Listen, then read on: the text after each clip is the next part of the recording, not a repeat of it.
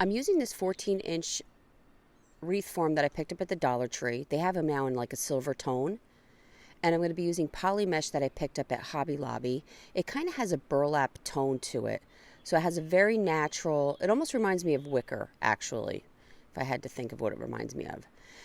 And I'm going to start by just taking sections, using some zip ties, and I'm using the first two rails coming from the inside of the wreath. I'm not measuring. You can just always keep in mind the smaller your section of poly, the smaller your bubble, the larger your section, the larger the bubble. I just try to grab the same amount every time. And I'm just taking these sections, I'm taking my zip tie, and I'm attaching it to the first two rings coming from the inside of the wreath. Once I get all the way around, I'm just going to transition down to the second rails on the outside of the ring. I'm going to make my way all the way around using the same method.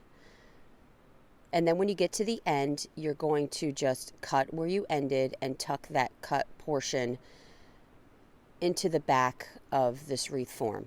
This took one roll of poly mesh with some left over. And then you're going to go with around and clip off all the excess zip ties.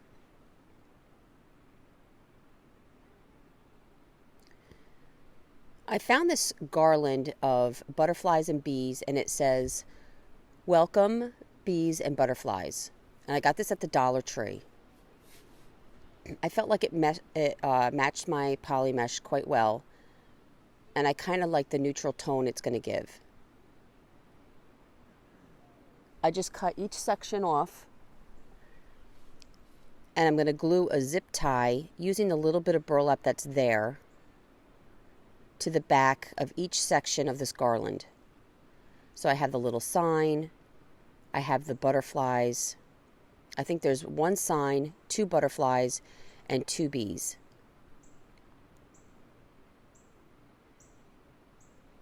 Now the key with gluing the zip ties to the back is you want to wait till the glue completely cools down for it to really go into effect. And I use a popsicle stick to kind of smush it all down in there, and it just seems to really hold well.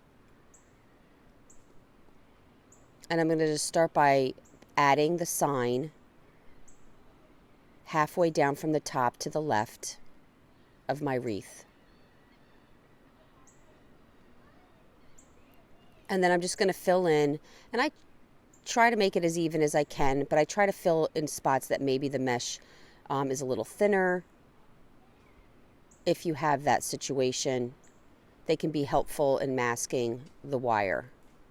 But I do try to make some sort of a pattern going around. So I did the sign, and then I did butterfly, bee, butterfly.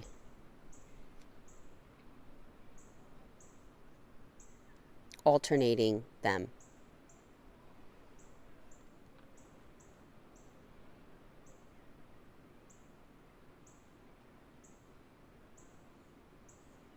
And then I'm going to remove the zip ties, the excess zip ties. So I think this kind of makes it. I found these little solar lights at the Dollar Tree. They had a little butterfly on the inside of each one. I'm going to take the stem off. And when you look inside, there's this little tiny, it's a bar. And it was perfect spot for me to add my zip tie. When you take the lid off, the butterfly is attached to the lid. And then I'm just going to zip tie one kind of angling at the top.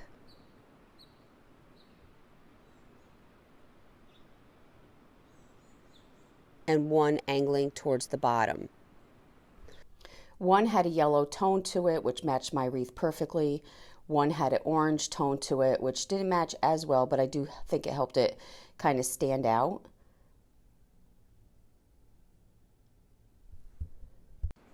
And this is just going to add a lot of interest and character to my wreath.